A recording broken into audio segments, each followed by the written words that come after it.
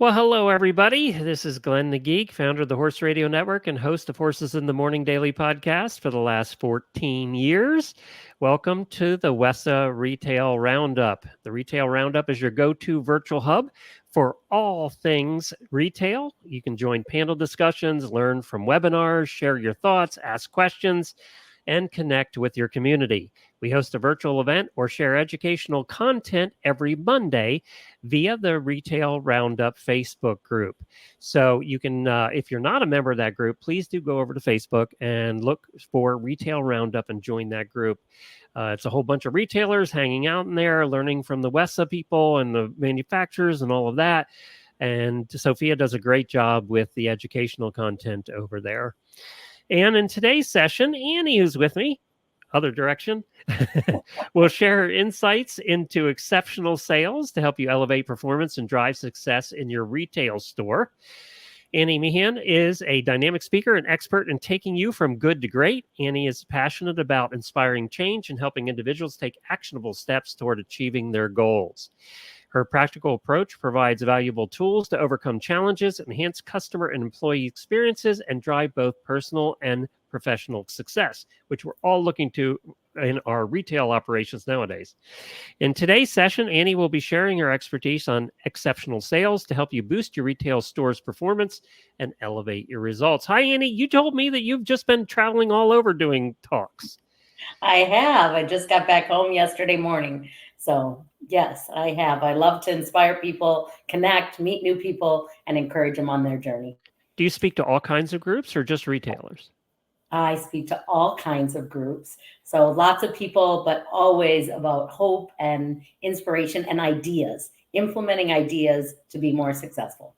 Yeah, because it's getting tougher. I mean, there's no question about that in today's market, especially in the retail world. Yes. And, we all need all the help we can get. So I'm going to let you take it over. I'll come in at the end and ask some questions as I see them pop in. And I'm sure we'll have some for you too, but it's all yours. Sounds good. Thanks so much, Glenn.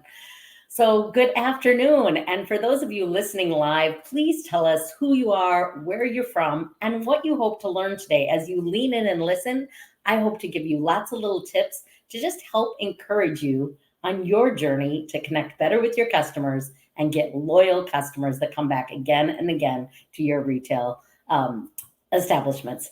So, I want to tell you a little bit about me. I believe sales is part of all of us, and we're always in sales. But my first sales success was when I was 7 years old. I was a Girl Scout and I sold 675 boxes of Girl Scout cookies. Now, maybe I didn't know everything that I know today about sales and connecting with the customer, but what I did know was that I loved winning. What I did know is that it was very rewarding to sell something to someone and leave them smiling. So, not just selling for me to feel good, but to make sure they felt good as well. I live in Florida today, and my background was in the financial world for 9 years. And then I bought my first gym in a small town and my second gym in a big city. They were Snap Fitness franchise gyms, and I became number 4 in the nation in my first gym within 4 months. So how did I do it? Well, one thing I like to say is, the golden rule, people say, treat people how you want to be treated. I say, forget that. Treat people how they want to be treated. In fact, I believe that today, even being a parent, sometimes you need a menu to communicate with your adult children. So my oldest, well, he only likes phone calls, doesn't care at all about text messaging or FaceTiming.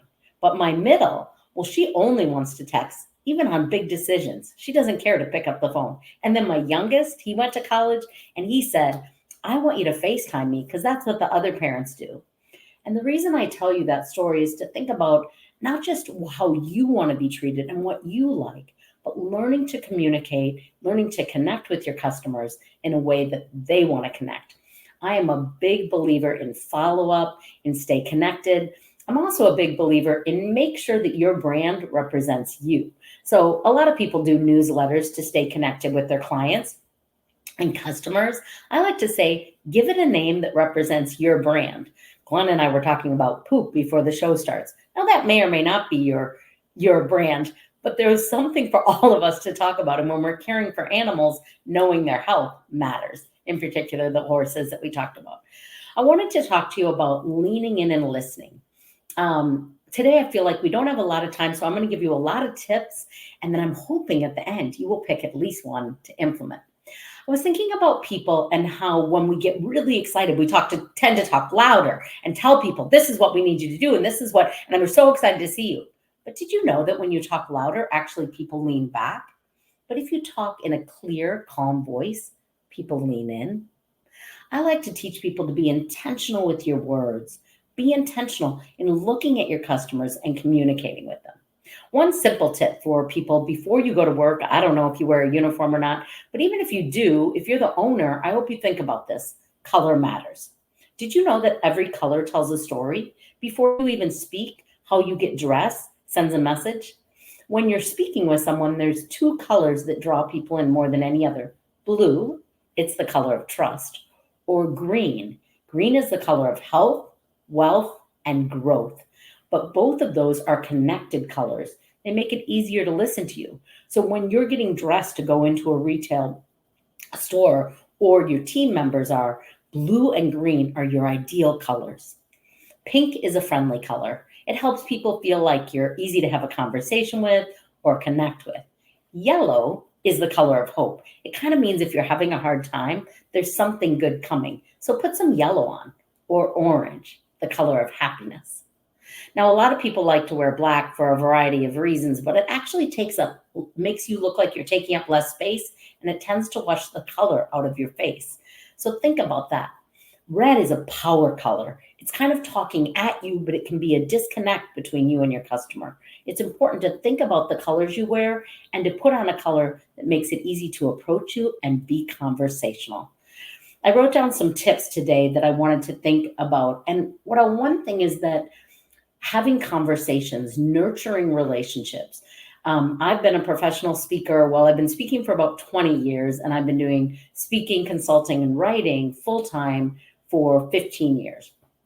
And one thing is that retail is a little bit different in that it can be transactional, but I like to think about everything is about building relationships. It's not about one sale and then we're done. It's about building relationships, building conversations and connections so that people become a long-term client. So for my newsletter, I kind of mentioned, do you write one? Do you stay connected? I call mine a choose letter because I believe life is about choices every day. And most people make most decisions out of fear or love. And I always think when you're selling and using fear to sell, if you don't have this, all these bad things will happen. You may get a sale once, but you will not build a long-term relationship. But if you sell if you buy this, it will help you with this, this, and this. You're creating hope. You're creating positivity, not out of fear. Fear can sell, but it will lose a client more often because later they'll feel like that didn't feel so great to me. But if you're like, show the benefits of what that product can do, it changes from what will happen if you don't get the product. Does that make sense? I would love to see your questions. All right, what else do I want to tell you? I wrote myself some notes here because I like to engage with the audience, but being that I am without you, one thing I wanted to talk about is I am a certified DISC practitioner. A DISC assessment helps you understand your style and the style of your clients, of the customers that come in. So even if it's a brief encounter, you can quite quickly, especially as you learn and understand DISC, connect where people want to be. So DISC stands for D is dominant, I is influence, S is steadiness, and C is conscientious. So I wanted to teach you this because it really helped our gym be ultra successful. And the reason it worked is because I think of myself, I am an I. So an I is an influencer. If you think of Winnie the Pooh characters, I's like Tigger. Like we're going to be fun, fun, fun all the time. And in the beginning of being a business owner, I thought, I want everyone to be an I, to be fun, fun, fun. But the truth is fun, fun, fun all the time by itself doesn't get results. So in our gym, we had 4 styles. D was our personal trainer. And though he was kind, he was direct. And he wanted you to do those push-ups. And if you said, I'm tired, he'd say, who cares? And if you said, I stayed up too late, he'd say, it doesn't matter. And if you said, I'm sick, he'd say, just get it done. But what he did is he delivered results. His dominant and direct personality, though kind, got people results. And results gives you retention. I was the I. We'll have lunch afterwards. We'll have fun. We'll gather. We'll start a book club. I was the influencer to make sure the workout was fun or there was something to look forward to afterwards or create community. Our manager was the steady. She was able to talk to all of our members and meet them where they were at. What were they looking for? What did they need? Dig into their stories and make sure they had the right plan and the right products, from supplements to personal training to massage to equipment, to get the results they wanted and that our personal trainer could implement. And my husband is the C, the conscientious. So when people said we need a new rowing machine or a new treadmill, he could research it, figure out the right price so that we weren't passing on a high cost to our customers. Instead, we were being conscientious about what we were spending, how we were planning, the results they were getting. Do you know your style? Have you taken a DISC assessment? A DISC assessment is something you can do individually or do as a team in a company. And it really helps you understand what helps people feel better about their workplace and what stresses them out. How do we collaborate together and communicate in a way that we all win and serve our customers the best? So I think it's really important that you know your team and then they feel honored. No style is greater than the other, but they all help you communicate with each other and with your customers even better. Because some customers are fast and ready to go and they want just answers and let's get going. And some are more thoughtful and slow and they need that time to process. Writing my choose letter, I send it out twice a month, every month, without exception, for 12 years. And I have had people come to me 4 years later, 7 years later, and say, I get your choose letter, but I wasn't ready to hire a speaker. But the second I was, I remembered you. So being consistent in your customer's life, so when they need your product and when they need your service, they think of you top of mind. All right, be open. One of the things I think helps me be great at sales is I know that I never know it all. As much as I love to teach other people about how to be better at sales, have longer term relationships with their customers, I'm always open to being mentored as well as being a mentor. Every person I meet, whether they are 3 or 100, I wonder, what can I learn from them? And I ask myself, what do I have to teach them? Who are you mentoring in your life? And who are you allowing to mentor you? The next thing I think is really important that helps me be great at sales, whether I'm selling books or online courses, whether I'm selling a presentation or a 3-day training, is taking care of myself. Be healthy. I wrote my second book, was called Be the Exception. And inside of it, I wanted to teach people about health. After owning 2 gyms for 12 years and working with thousands of customers, what I recognize is that health is so much more than physical. It's emotional, it's mental, it's spiritual, it's financial, it's relational, it's career health, and it's physical. So it's all 7 of those. And it's being honest with yourself as you assess, how am I doing on my finances? How am I doing on my relationships? Where is my life out of balance? What area do I want to work on out of those 7? Where am I at now? Where do I want to improve? And what are some of the steps I can take to improve it? One of the things that helps me be happy and healthy and hopeful every day is I start my day by self-care. I wake up early, I walk my dog, I have quiet time in prayer, I do some sort of movement, I drink some water, I often look for some humor somewhere. I feel like music, movement, and laughter are my medicine that help me take care of myself and show up at work excited and ready to go. So often I'm working from home out of my office. Sometimes I'm going out and speaking somewhere. I have been traveling the last few weeks. I'm home for a few days before I head off to San Francisco, and then 11 speaking engagements in October, a full month of speaking. But I really recommend even 10 minutes, even waking up 10 minutes early to take care of yourself will help you have a better attitude and be more engaging, more positive. Even if you deal with difficult situations in your workplace, take care of yourself first thing in the morning, even if it means getting up a little earlier so that you're grounded and you're in a good space to go out and serve customers. That can sometimes be challenging. Take care of yourself first. The next thing is be flexible. I have the privilege of teaching people how to become professional speakers, and there's 3 things I teach them. 1, it's not about you. No matter how great your story is, it's always about our audience. It's always about our customer. Number 2, be flexible, be adaptable. Things change in life. We might have a set schedule, and for those of us type A's, We have every minute of the day planned out, but life happens. Maybe there's a disruption. Maybe a product doesn't work exactly as you want. Maybe you are short on inventory for something the customer needs. Be flexible and adaptable to serve the people and to accommodate and adjust your plan to serve other people. Especially when we are the business owner, it is our job, it is our calling to serve them first.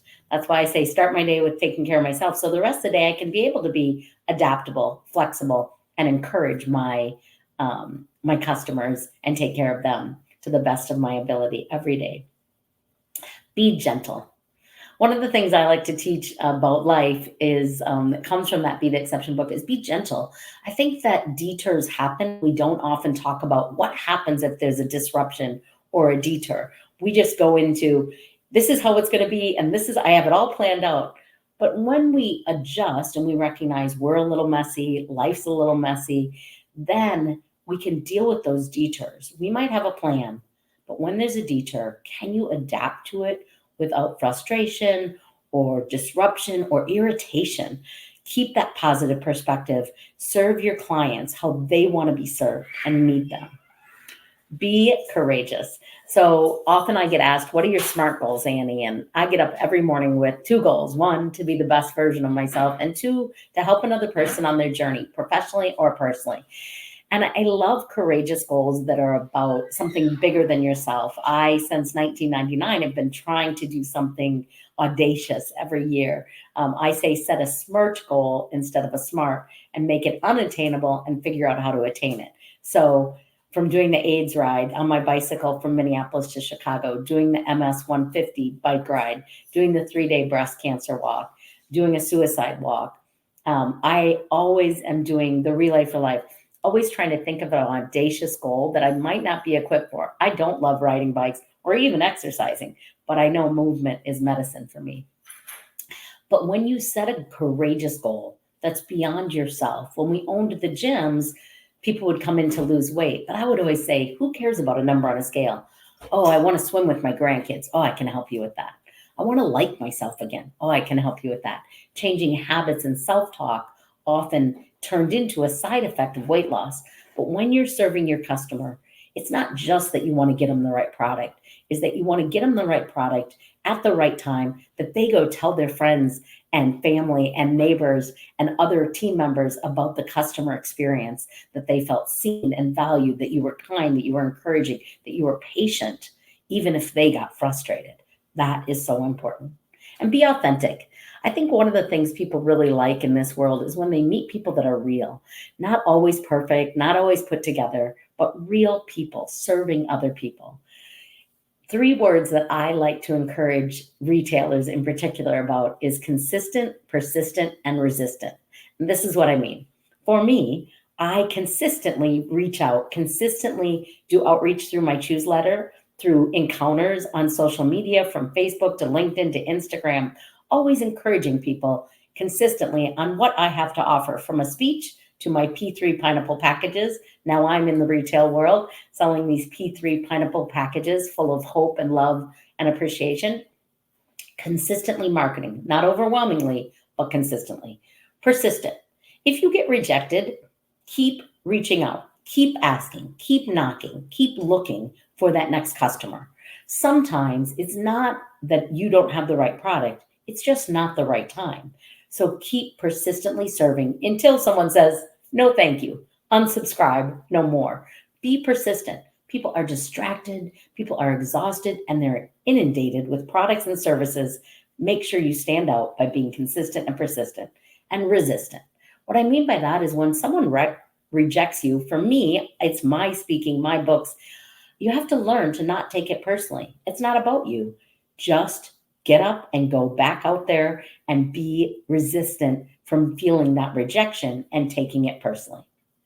And kind of one of the things that I like to remind everyone is be a pineapple person. So as you can see, I wear pineapple earrings. I did a TED Talk called Life Lessons from Pineapples.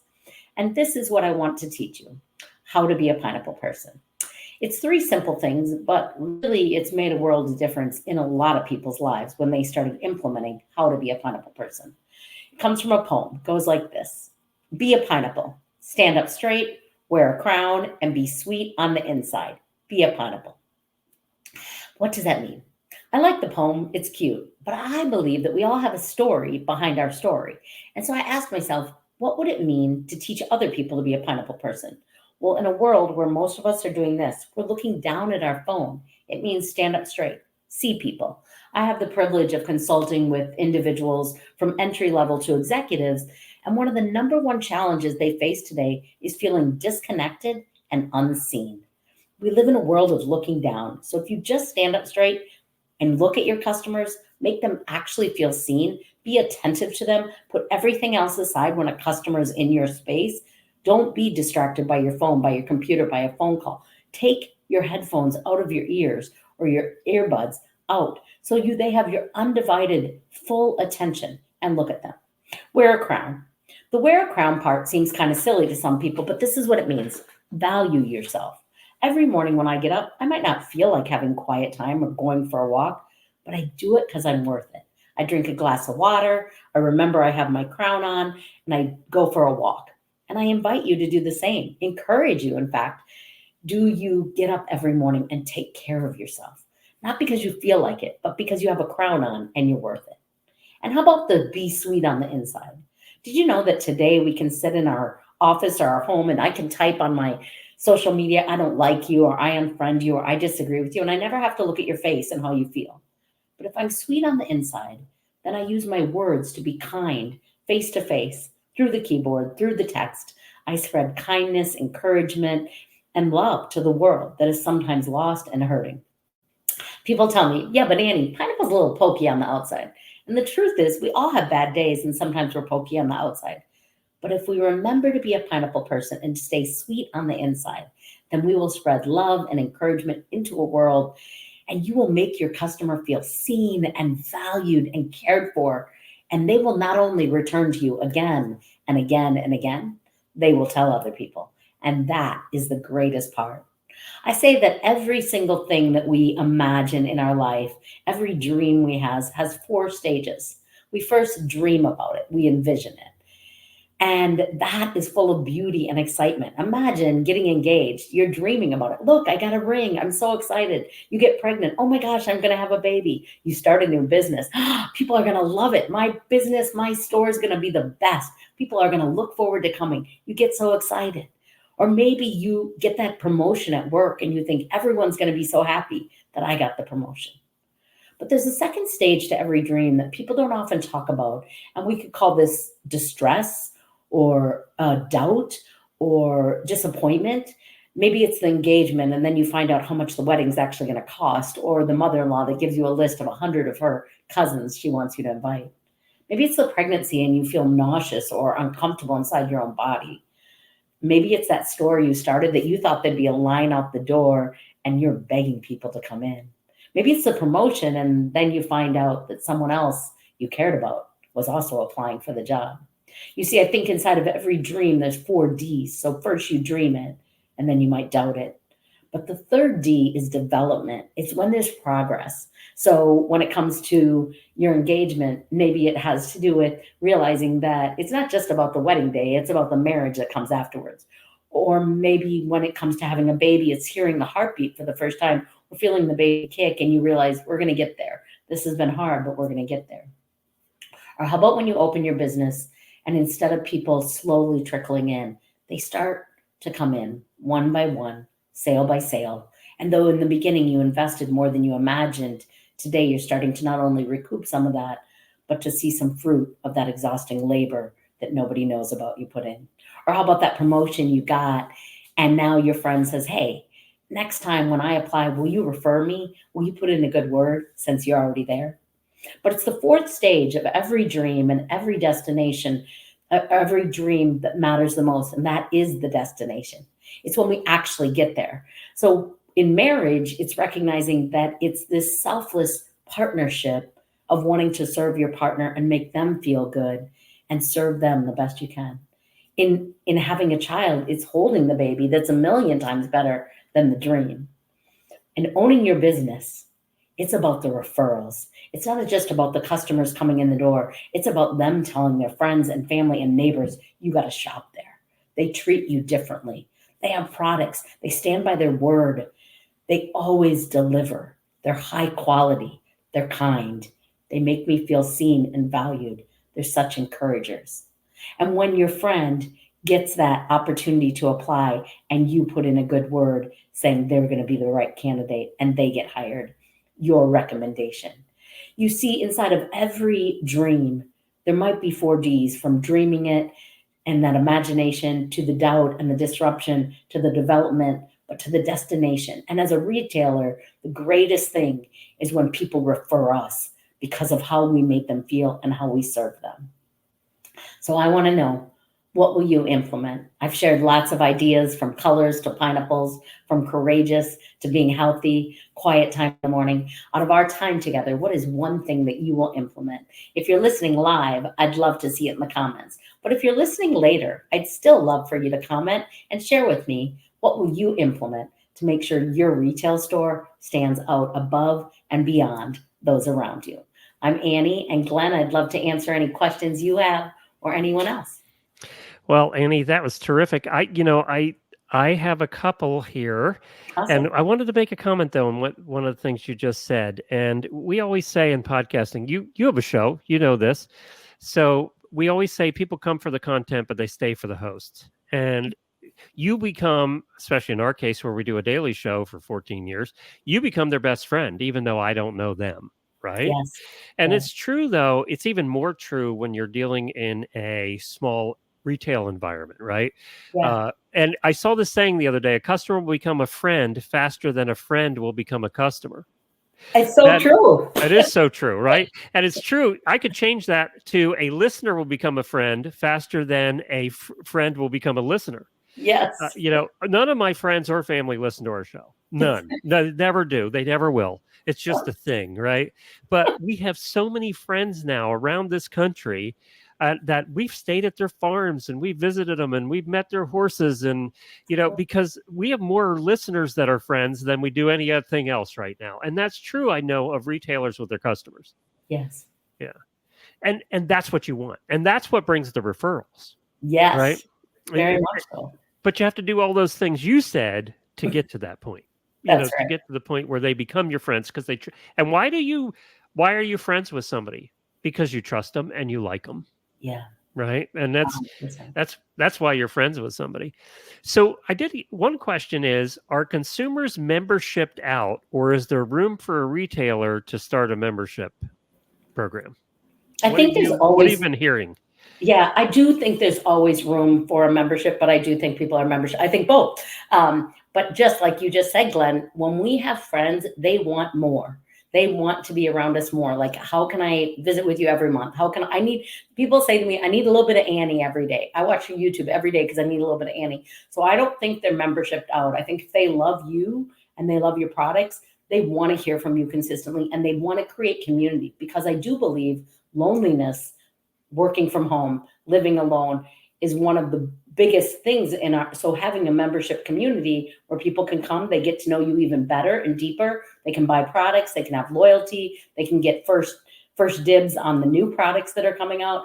I think there's still room for membership, absolutely. I think some people are burnt out on just so much information and opportunity to connect, but there's other people longing, like you said, for that. You're on every single day. People are looking for connection and community, and you're creating that. So I believe that there is still plenty of space for membership for those people looking for that. Some people might be burnt out, but there's plenty still looking. I read an article actually put out by a major retail, not in the horse world, but retail magazine. And I read this today, actually. One of the things they were talking about is paid memberships. Yes. And, if people were membershiped out, Costco wouldn't have a line to get into the store every day. Right? Yeah. Good point. Yeah. But they also provide value and they provide additional things. And I agree with you. I think in a small retail environment, it has to be more than your member gets a sale of 10% off every once in a while. You have to give them more. And sometimes that more is private parties they have at the store. Sometimes the more is they get to come in and meet, certain riders, do professional riders are there and they do a meet and greet. Sometimes the more is the newsletter that they don't get unless they're a member.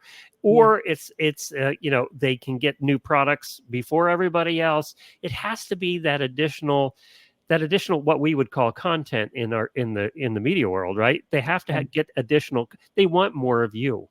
Yeah. And benefit too. I do think, I'll send books to my members. I'll send a little extra gift. They get something early for sure, right. but they might also get it for free just by being a loyal. It's about that give and take relationship, right? Like you're saying, we're going to keep giving you this. Well, the membership feels a little bit closer to you too.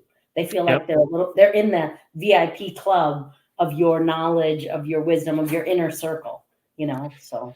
For example, on our Horses in the Morning show, we have about 500 Patreon people. There's our paid memberships.